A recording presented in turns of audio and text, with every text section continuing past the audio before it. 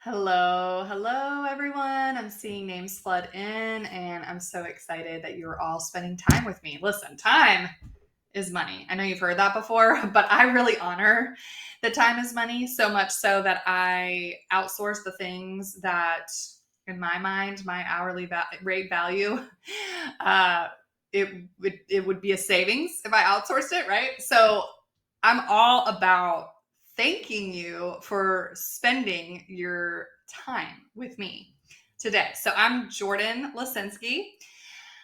I'm a hype woman. I am a 2 on the Enneagram with a healthy number 3. I'm an ENTJ, the commander on 16 personalities. I'm a high ID on the DISC assessment. I love this personality stuff.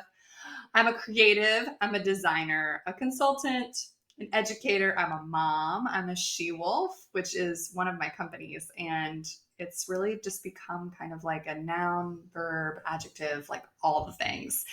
A rookie renovator. We just renovated our house, and I've learned a lot from that. So if you're interested in all the other things about me, sign up for my newsletter because I talk about it all. And I'm your guide in this webinar, as well as the courses that I'll talk about at the end of this. So you've been in one of these things before. You know that if you hang out until the end, I'm going to tell you a little bit about an expanded version of what I'm talking about today in the DIY branding course and the hybrid course. And those are paid while today is free. But I'm wanting to offer you a discount because you're spending your time with me. And so that's our exchange. So if you hang out until the end, you'll get a promo code and also some course perks. So I'm just like all about authenticity. I'm just going to like lay it out. That's where we're headed, folks. But I am really aiming to over deliver and give you some great value today. These are just some of the brands that I've created over the years. In 2016, I became an entrepreneur. I was the director of marketing at the time for the Destin Charity Wine Auction Foundation. That's a mouthful, isn't it? But basically, they hold huge wine and food events to raise funds for children in need in Northwest Florida. And it was a blast. And I wore all the marketing hats and I learned so much. And I finished my MBA while I was there. And I started my own business shortly after. And then I moved that business from Florida to Montana to North Carolina. And at the time, it was Brand Boss Creative. And I had a team and I had some amazing people. And I was like hustling to scale this thing as much as I possibly could. And then, life kind of happens. And now I have a 2-year-old. My company went through a lawsuit. I had to pivot. I leaned way out. I started to think about working less than 70-hour weeks and really honing in on the people that I love to work with and serve. And so I don't do that anymore. I started to think about who and what made me feel alive. And really, truly, I know this sounds like cliche, but I love to empower people. I'm a 2, like I said, Enneagram people. Like I like helping people. I like empowering people. And small businesses are like scrappy as hell and super passionate. It's kind of like watching college sports versus like professional sports. Maybe like the money's not there and the talent might not be there yet, but the heart is there. And I feel that in small businesses with entrepreneurs. So after kind of gallivanting around the world and speaking at different conferences and attending different business events in like Bali and Los Angeles and Utah and Palm Springs and being a girl boss, I kind of came back to my roots, and having a baby will really force you to do that. Having a baby in COVID will really force you to do that. So here I am. My brand is now just me, and Brands by Jordan is part of a greater, bigger umbrella of who I am. So you're not singular, I'm not singular, and my goal is to really offer you more. So do I still do $25,000 plus branding packages and services? Yes, of course. But I have thought about how I can best serve people with much smaller budgets and really big ideas. And I came up with really educating y'all and maximizing the tools that are now out there. Okay. Like we have AI. We have Chat GPT, we have Canva, we have Squarespace, we have Tonic Site Shop that designs this beautiful website for you, and you just plug it in to show it, and you can drag and drop and edit, and you can own your stuff. So why spend $25,000 if you don't have that in capital? You don't have to do that. You can make it look great, professional, and get started and do the thing and knock down the wall and knock down the roadblock by a little push and a little bit of education on how to best use those tools. So that's what I'm here to do. What is a brand? If I'm teaching you how to build a brand, why should you care? And what the hell is it? Okay, so it's basically, friends, it's like what people say about you behind your back, but in a business sense, okay? It's your brand is really your business's personality. It's what makes you stand out, connect with customers on an emotional level. A strong brand can help establish your business as reliable and trustworthy, build loyalty, and make you memorable in a crowded market. Plus, having a clear brand makes it easier to communicate consistently across all of your communications, build awareness, and ultimately succeed. Because that's why we're here. That's what we're doing. So if that didn't tell you enough about why branding is so important, I'm going to talk a little bit about that. So I can remember my mom, and this is recent, okay? I've been doing this since 2016. Like, why do people need logos? And it's like, oh, girl, you are a logo queen. Like, what are you talking about? Every purse you own has a logo all over it, and you have an emotional relationship with that logo.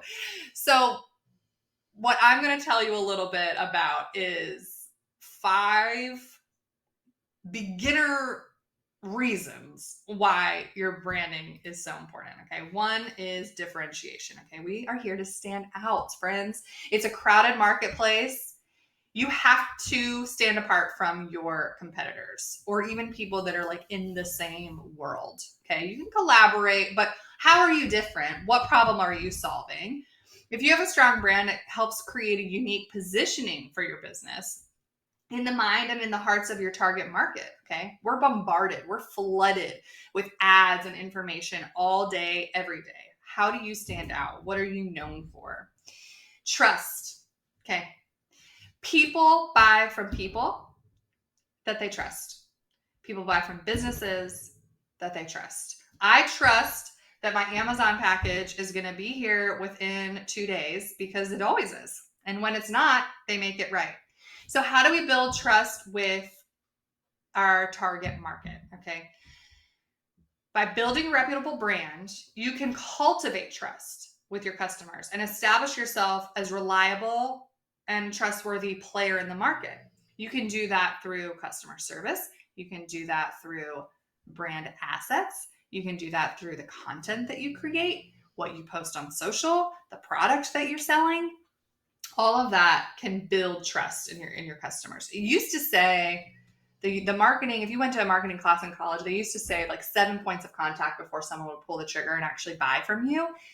Gosh, it's got to be so much more than that now with the amount of information that we're flooded with. It's not like someone saw you on a billboard or in a newspaper ad anymore. I mean, it's all day, every day, fed to you through your phone and otherwise, right? So with that said, are you recognizable? If they see you in the flood of all the information out there, do they recognize you? Think about brands that you know what they are immediately, okay? If you see a Tesla logo, you know what that is. If you see the Apple for Mac, you know what that is. If you see a Nike swoosh, you know what that is. Not only do you know what that is, but subconsciously you associate certain things with those brands. Are they innovative? Are they motivating? Are they high quality? What are the feelings that come up when you think of those brands, right? So a memorable and recognizable brand helps you stand out in this crowded market, and it creates a strong presence and improves your chance of being noticed in the sea of competitors. And when you're noticed, then people build trust, and then they buy, and then they buy again, and they buy again, because loyalty is the other thing that a strong brand can lead to. Repeat business, friends. Like, even if you think what you sell is like a one-time gig, sometimes I think what I sell is a one-time gig, but guess what? Tech is moving so fast. Businesses are changing all the time. It's a missed opportunity if I'm not reaching out to the people that I did business with in 2016. And trust me, I've made those mistakes. because they have likely grown. They've maybe outgrown the site that I built for them way back when, right? You should be updating these things all the time. They might need a logo refresh. They might need some other brand assets. And I'm here, I can help them, right?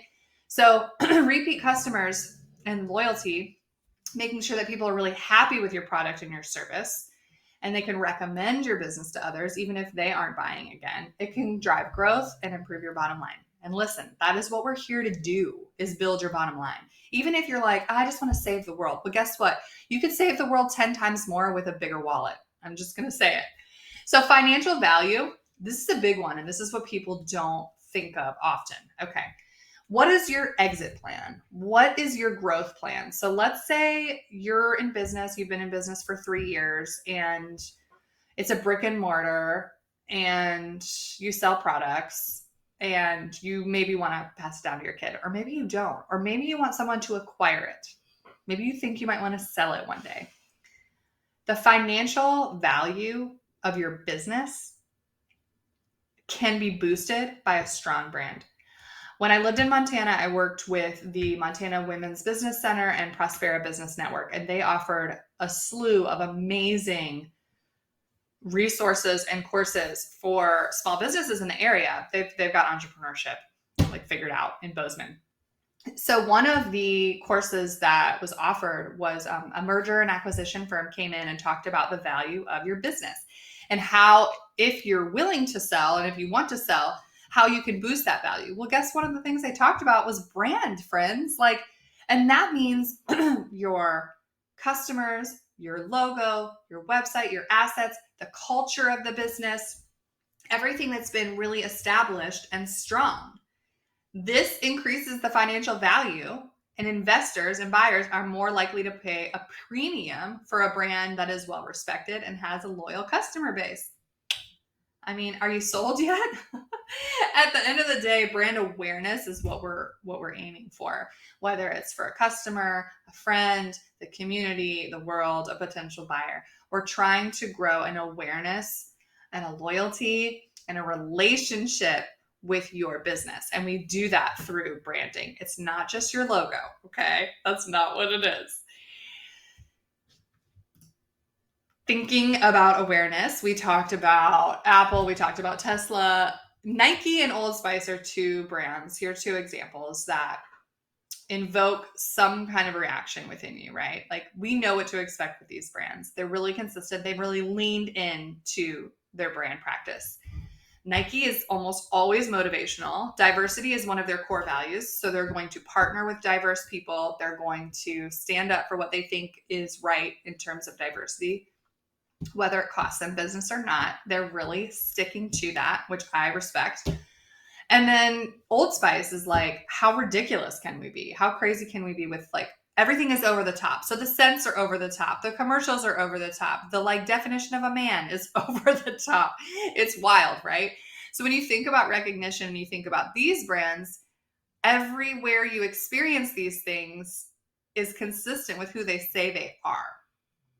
Your brand, which is what we're here to talk about today, is really like building a house. And I use this analogy a lot because you have to have a blueprint and you have to have a really strong foundation before that house can be built. And your logo might be like what color you paint the front door, friends, but your foundation is your guiding compass. It's what tells you how to grow, who we're serving. Like, if a storm comes through, that foundation should be strong, right? So your core values are a really big part of that foundation. Discovering your why. If you've read or seen the read the book or seen the TED Talk from Simon Sinek, Start With Why. I mean, it's highly recommend. Like, if at the very least, just look up the TED Talk on YouTube. People buy from brands they trust because they know what they stand for. So marketing, Steve Jobs says, like him or not, he was a very smart man. Marketing is about values. It's a complicated and noisy world, and we're not going to get a chance to get people to remember much about us. No company is. So we have to be really clear about what we want them to know about us. So what you value literally drives every decision that you make in business. Okay. What are core values? Have you ever done a core values exercise personally or otherwise? Core values are the functional beliefs of a person or organization. They're guiding principles that dictate behavior and can help people understand the difference between right and wrong. Your right and wrong. What is your right and wrong in your business? Core values also help companies determine if they are on the right path and fulfilling their goals by creating an unwavering guide. You stick to those values. You want to sell a new product, you want to partner with someone, you stick to those values. They're really, really important, right? It's your compass. It's what drives any decision that you make going forward. So you really want to be rooted, okay? And so why do you think you need values? Well, I just said, like, every decision is based on these values, but they also describe your organization in a way that can, again, differentiate you from your competitors and be embodied by all of your leaders. Routinely, they're taught, they're reinforced, they're rewarded among employees, okay? So if you need examples, check out like Netflix, Nike, Etsy, Google some of your favorite brands and say, what are your core values? And oftentimes they will have a descriptor underneath the word. So for example, one of mine is integrity. And underneath that, I have what integrity means to me and how I expect that to show up in my business and in my life. So I'm looking this way because they're literally on my window in my office. I have them next to me at all times with these really awesome, it's not Post-it brand, but they're like translucent stickers, sticky notes. So integrity, I have do what you say you will, be honest, clarity is kindness, take responsibility for your actions, show respect to everyone, be trustworthy, manifest humility, and always be authentic. So before I say yes to anything, I examine that core value and my others, right? HubSpot, if you don't subscribe to their newsletter, highly recommend it. They have so many free resources and a lot of really, really good articles on core values. But their core values, they had a little fun with theirs. It's an acronym, and it's HEART, which stands for humble, empathetic, adaptable, remarkable, and transparent. And additionally, they expand on those values and they say, we solve for the customer. We work to be remarkably transparent. We favor autonomy and accountability. And we believe our best perk is amazing peers. We lean toward long-term impact. Those are the things that they value. And so anytime they say yes to anything, they hire people, they grow their business, they offer a new service or product, they improve a service or product, they lean into those values. And that's what I want you to do. So in addition to your values, what's your story? Again, we've said like people buy from people. So now that you know your values, if you haven't done an exercise, I've got one in the do-it-yourself branding course. And there's also, there are also a lot of really cool like core values journals out there and core values card decks. And if you want any of those resources, I'm happy to share with you if you want to shoot me an email or DM me. But one day I'm going to create my own, just not today. I'm busy doing this, right? So think about what inspired you to start this business. Who helped you along the way? Why is it important to you, right? Stop selling for a second and don't be so in your face with it, but just tell your story. If you think about or hear about really remarkable brand stories, they're inspirational. Like, and there was a problem that this individual felt like needed to be solved, right? So be true to yourself. Tell people who you are and why you do what you do. If you look at your social media analytics and you look at the posts that are getting the most traction, if you have not shown your face, if you've posted about your story and you have shown your face, you will notice, I'm sure, that is really what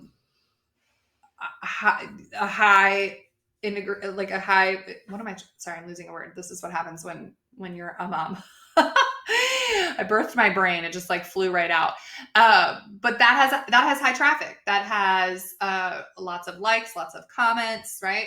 So check out those analytics and see what the top performing posts are. And I guarantee the more you share your story, the more traction you're going to get on those things.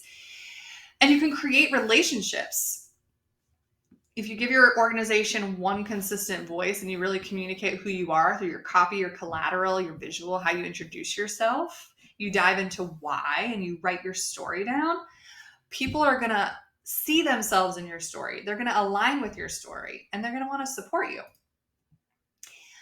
In addition to that, what's your vision, your mission, your brand personality, your voice, your brand promise, your experience, your unique selling proposition? These are things that are really part of that foundation of your brand. So you have your why, and then you have your who. Once you kind of understand what you stand for unwaveringly, then you want to understand who you're selling to. So if your why is your foundation and your target market is like the population that arrives at your front door, how do they get in, right? Okay, and hot take here, you cannot sell to everyone. We are not here to sell to everyone. That's just not how it works. It's like if you try to make everybody happy, you make nobody happy, okay? So we have to really clearly define who we're selling to. So when you know your customers deeply, you can communicate more authentically with them and inspire action. So you can speak to their specific needs, their desires in a language that's familiar to them. This is where, like, if you're on ChatGPT and you're like, write an email for me. Like, if you don't have if you've not given AI like the voice, the personality, who they're talking to, the robot's not going to return you. You are the magic, right? So these factors, all of these factors, like the specifics, speaking to their specific needs, their desires, solving their problems, like these really can have a profound impact on your conversion rate. You really need to paint the picture for your customer, and you have to know the customer to paint the picture for them. So you can't really create a unique marketing message for each individual customer. So what I recommend is that you have 3 buyer personas. And at a certain point, you need to find balance between like specialty, generalization, this, yes, we have a buyer persona named Sally, and she's a 50-year-old woman, and she's, makes this much money and she lives here. That doesn't exclude everybody else. Like if this is Sally, she's only 50, but if this is Sally, like we're not excluding all these other people. But what we're doing is modeling a lot of our language off of Sally, because Sally's like the ideal customer. Like she comes back again and again. She buys from us all the time. So it's not about describing a potential customer or a vision for business expansion. It's really like reflecting an individual that already exists in your target market.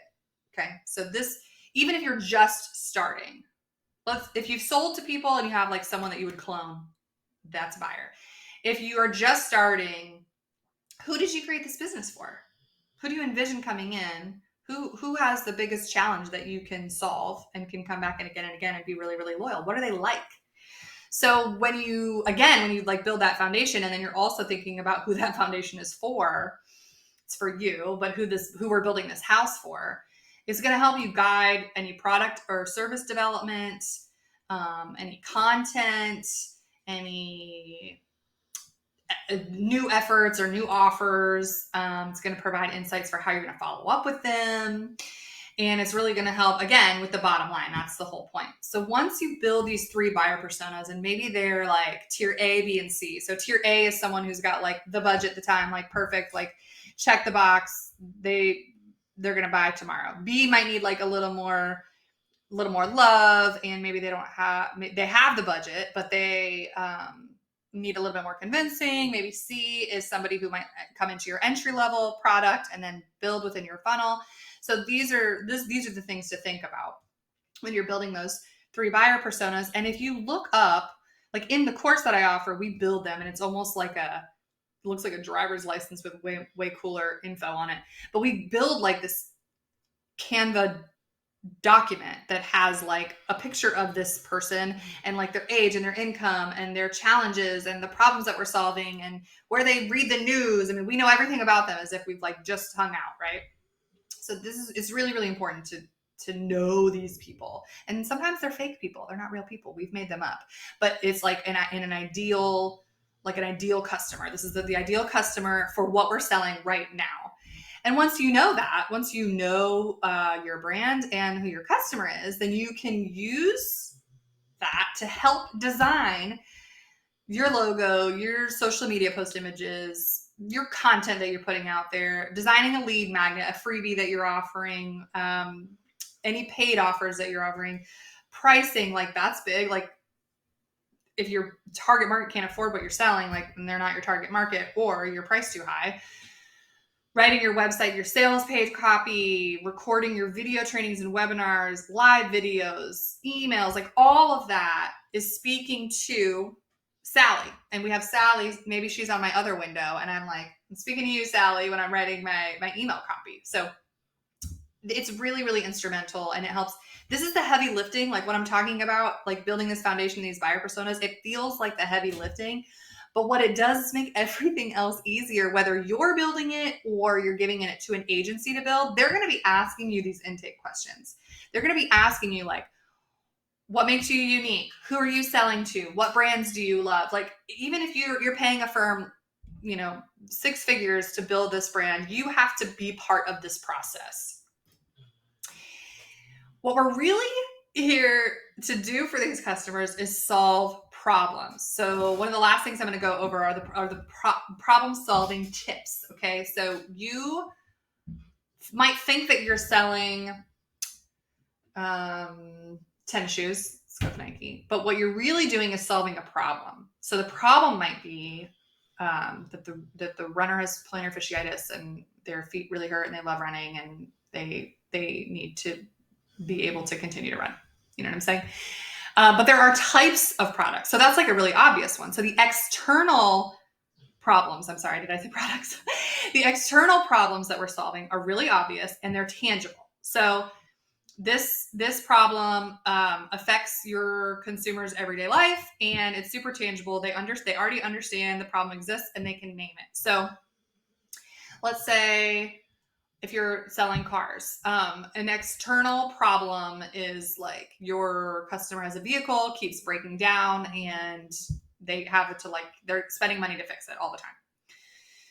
Another problem, like some other problems that a consumer might face, like for other types of products, like maybe they have a problem finding affordable and high quality healthcare. This maybe leads to financial strain, uncertainty, stress for individuals and families. Problems become more severe, affecting quality of life, right? So these problems start to grow. But the very obvious and tangible problem for somebody that if you're selling some type of like wellness or healthcare is like they have medical expenses that they can't afford, or they need a specialist to help them with like I have an autoimmune disorder, for example. So like a problem for me is that I'm trying to find someone who will treat my Hashimoto's autoimmune disorder, not the side effect of like my thyroid not working. Like, that's great. Thank you for my thyroid medicine. But what I really want is the Hashimoto's treated. And, can it be? And what should I be doing? Like, that's the problem. And the obvious for me, the external problem is that like I'm tired all the damn time.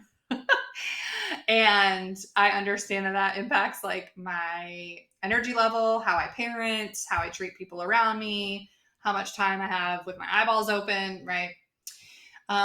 Maybe another like problem, like maybe these could speak to your product or service or not, I don't know, but like housing.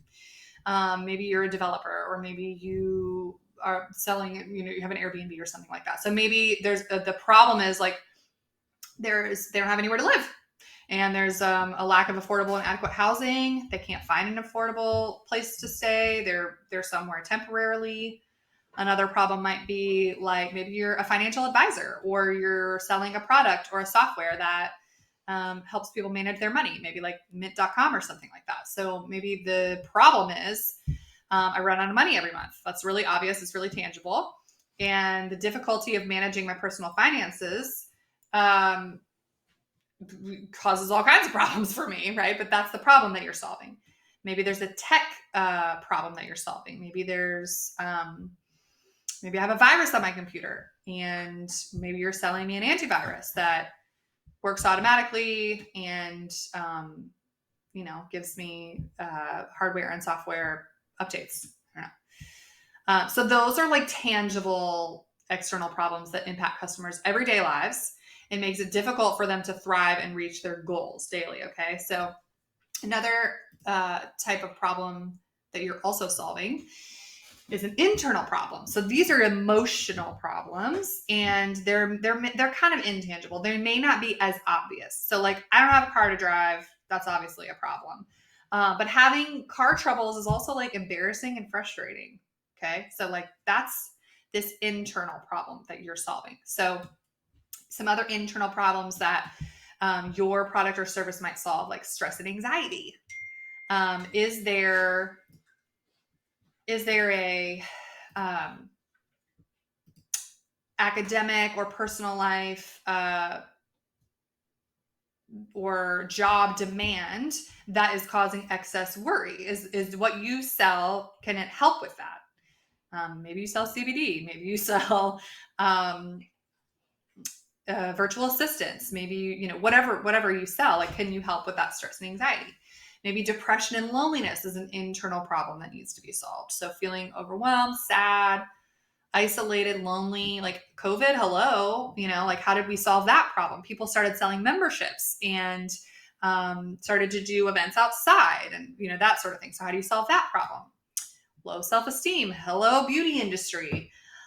Feeling inadequate or like questioning your self-worth, having negative self-talk, struggling to make decisions. That's an internal problem that we want to solve. Relationship issues, hello, like are you selling an app for like conversations to have with your partner? Are you selling date nights? Are you, what are you selling? Difficulty in maintaining healthy relationships, breakups, family conflicts, lack of social support. What are you selling? And is a relationship issue one of the problems that you can solve? Mental health challenges. Like, think about the emotional problems that result from like a very tangible thing that you can help solve. So we're here again. This is what you're selling is the problem you're solving. You may not be selling the cupcake, okay, but maybe for that, like the external problem is like, it's my son's birthday and I don't have anything to serve, and the emotional piece of that is like, I really want him to feel special and I'm stressing out and I need it to be easy and I need it to be gluten-free and we have a kid with a nut allergy, and you know what I mean? Like on and on and on, right? Then there's philosophical problems that we're solving. These are deeply personal. And the only way that you can get to these is by really knowing your buyer persona. So this is impacting their sense of identity or their purpose. And it's super intangible. You have to paint the picture. You're going to connect the dots for them. It requires exploration and deep diving. So when you're painting the picture of, like the car, the next level of it being embarrassing is like, I should be further along in my life by now. Like, I have this attachment to, like, I really want to have a status. I need to feel a direction and purpose and a sense of fulfillment. And like, how is not having a car impacting that, right? So existential crises, questioning the meaning and purpose of life. Like, this might feel like, whoa, way too big for what you're selling, but the problem that you're solving like has like a domino effect trickle down, right? Maybe there's a moral or an ethical dilemma. So like, okay, I'm going hiking but I have like a real issue with just like the mass consumerism. And I want to buy products from a company that are super sustainable, recycled. They care about the environment. They give money to the, back to parks or whatever that is. Like, so I'm going to buy from that company. And if that company doesn't tell me that that's what they do with the profits, then how would I know that? Right. So maybe there's like a moral, ethical decision that your consumers they're conflicted and they need your help. They need you to be a guide to help navigate that. Maybe it has to do with spirituality or faith or doubt or, just understanding. Maybe it's political or social. Maybe it has to do with cultural identity. Maybe they feel disconnected from their cultural roots. Maybe there's like another level of encountering like a prejudice or discrimination. Like, how are you solving that problem? What are you doing? And you could say like, well, I'm selling cupcakes. How do I solve that problem? Well, maybe one of your core values is like, all are welcome here. Everyone come on in and buy the cupcakes. And we're like during Pride Month and every other day we like offer, we donate to LGBTQ events, or we have this really cool like rainbow cake that we created. Being authentic and being true, but you're solving that problem and you're supporting and making them feel seen. And so you may feel like that's a big disconnect, but it's really not. So solving these problems with solutions. So what are ways that we can solve the problems outside of the examples that I just shared? So your solution for like the car breaking down might be like, you shouldn't have to drive a car that makes you feel inferior. Maybe that's your pitch, right? But like, here are some things that you can do. Okay. You can offer resources, community, ease, speed, whatever the problem is. Like, these are maybe some ways you can solve it. You could offer flexible return policies and warranties. You could provide excellent customer service, like Chick-fil-A or not, when you drive through the drive-through, everybody is really happy to see you and really happy to help you. Like, and it makes you feel good. So providing excellent customer services and support, troubleshooting any issues that they have. Maybe you develop user-friendly products that are easy to use and understand. IKEA has like totally gotten better at this. Can you remember like years ago trying to build like an IKEA desk and you're like, oh my God, the instructions, right? Maybe you're providing clear product information and specs so they know exactly what they're purchasing. You're creating that trust. Those are all kind of like external examples of problems that you might solve. Internal problems that you might solve. Maybe you offer resources and support for customers. Maybe you speak to emotional or mental health. Maybe you develop educational resources, videos and articles to help people develop their skills. Maybe you provide training for your employees so they can be empathetic and compassionate when they interact with customers. Maybe you encourage and facilitate community building. Like in the course that I built, like at first I was like, okay, this is going to be self-paced. And what I found was people like really want feedback on what they're creating. So there's a community aspect to this thing now. Philosophical problems that you might solve with solutions might be, maybe there's a religious leader or an expert or some other relevant professional that you collaborate with to create content that addresses those issues. Maybe you develop products or services that relate to mindfulness. Maybe you're a business that offers, I have a client that does corporate yoga. Maybe you're a business that pays for lunchtime yoga so that your peeps can get like some me time in, right? Maybe you provide opportunities for community building around philosophical or like spiritual or worldly beliefs. Maybe there's a Facebook group that you offer. I don't do that because I won't get into how much I hate it, but there's a children's boutique store out west, and the owner started by creating this Facebook group for moms where they just started, and like she wasn't even selling anything. It was just moms commiserating and talking about like, hey, have you seen this YouTube for Kids thing? And or like, hey, how do you solve this problem? Or how do you encourage potty training? And she kind of became the conduit for like these women to come together, and that solved this community problem. And in turn, I'd like to believe that it really boosted her business. So overall, solutions for problems really need to be developed in a way that respect your customer autonomy. Like, it helps empower them, avoids exploiting vulnerabilities. Like, let's be ethical with this, right? And prioritize empathy and compassion in your interaction with your customers. Even if your voice is sassy, like my brand voice is sassy. So like on my website, you'll see it says like, I'm teaching you how to do the thing your damn self. Like, take my job, right? I want to make you laugh, like I want you to feel empowered, and I want to make you laugh. And I want you to feel like this girl is just real no matter what. So that's my goal, right? There are some benefits to the solutions that you're offering benefits, which can also be seen as solutions to some of those problems. So there are functional benefits, which are kind of those core benefits. Like, for example, let's go back to the car example. You drive a Ferrari. The functional benefit is that it gets you from one place to another. The expected benefit is like your brand promise. So it's expected that the car is really damn fast, stylish, and expensive, right? Augmented beyond that, guess what? Did you know that Ferrari is safer and holds its value better than any other luxury sports car? I didn't freaking know that. And a potential benefit, an emotional benefit, can be imagined. So again, if we're going to go with the Ferrari example, they are gaining a new status by getting a Ferrari. They're getting their love interest to notice them. They're impressing their CEO or their client. They're racing around Amalfi Coast, whatever that looks like. So there are benefits that you offer, types of benefits that you offer in the problems that you're solving. So I think at the end of the day, I know this is so much information. This is like the tip of the iceberg for what I offer. And then I get to really sexy and fun stuff in this DIY brand course. Okay.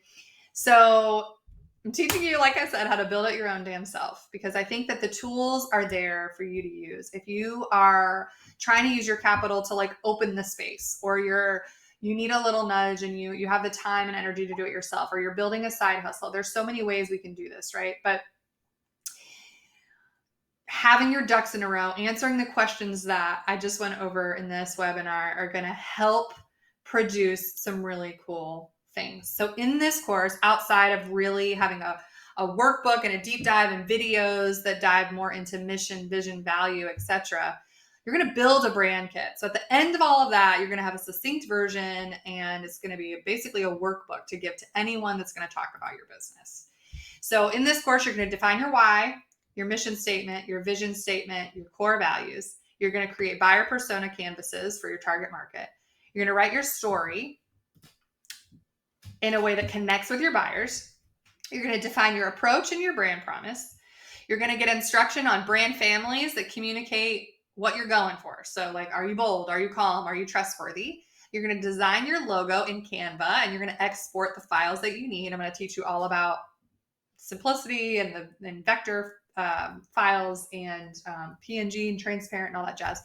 And then you're going to design your website landing page in Squarespace or a similar platform. You can do it in really any platform. But I'm going to basically go over like a wireframe and the content that's needed and the call to action and a little bit of user experience. And then I'm going to teach you how to set up Canva for your brand consistency, and learn how to use all these big foundational items to build website copy, social media bios, and more. So the value of all of that, like if you were to hire me to do this, this is like a bare minimum, right? So it would cost you $11,500 to hire me to take over and drive the Ferrari for you. And I do work fast, so that's something that you can expect. It would be a speedy process. Each of these items itemized, right, like adds up to about $11,500. The pre-sale is happening right now for $725 for this course. You can also pay in payments. Let me show you what that looks like. So 4 payments of $217. If you wanted to do the hybrid, so you build the foundation and then you just hand it over to me and I design, you have no interest in like designing your own logo or designing your own website, you hand that over to me, and that's $411 in 4 payments. You pay less when you pay in 1 payment. That's just kind of how that works, right? But $725 for the do-it-yourself branding course, and $1495 as 1 payment for the hybrid course. You might be thinking, so let's say I do the branding course, do it yourself, and then I get to the Canva portion of designing my logo, and I don't want to do it. I want you to do it. I don't have time anymore. Life happens. You get a $725 credit to upgrade to any other course or services. So you still get this course for life, and you get to upgrade and just pay the difference. And then I'll take over once you're done with the first 3 modules. Speaking of modules, what do those look like? So the modules for both of those courses, the only difference is in the hybrid, I do module 4 and 5 for you. But you start with your why, then we build your customer, then we talk about your relationship to that customer, then we build your visuals, then we build your website. So these are the items that are included in each of those modules. I host the course on Mighty Networks. It's so easy. It's sequential. You like check the box and move to the next thing. There are videos, freebies, worksheets. There's a workbook, an editable workbook that you can save in your own Canva accounts. So I am really stoked and excited to offer these courses to you. There are other courses coming, but right now the pre-sale and that special pricing is available to you. And guess what? As I promised, because you've attended this webinar and because you're freaking amazing, these are the perks that you are going to also receive. So how to set up your brand and templates in Canva. So once you design your logo and your colors and your fonts, I will show you how to set that up in Canva so that everything that you create, all the templates that you create, are consistent every single time. You get one free one-on-one hour with me to review what you're building and help if needed. So this is a course. You're not going to call me at midnight. You're going to self-pace this, and I'll give you great examples, and I'll empower you to do all the things. Plus you get the community, plus you get office hours. But if you want a one-on-one hour where you're like, I'm stuck, help me, you get a free one-on-one hour. That's a $175 value. And then you get a launch plan when your brand is done. So now what? Can I build a welcome email series? What do I do with this now? How do I draw people into the fold? And friends, you get an extra 10% off. So you get 10% off of that $725 just for being here. Because you attended this brand workshop, use the promo code BWorkshop. If you go to brandsbyjordan.com/courses and you buy the do-it-yourself or the hybrid, you get 10% off of those right now with promo code BWorkshop. Write that down because it only exists here in this webinar, and that expires on June 15th. So you would have to take advantage of it before June 15th. I'm really so grateful that you're here. Thank you, thank you, thank you for spending your time with me. 45 minutes of me talking. Blah. Please DM me if you have any questions on the courses. Sign up for my emails and you'll get all kinds of additional goodies. And I really hope to see you in the Do It Your Damn Self course. Thanks and have an awesome rest of your day.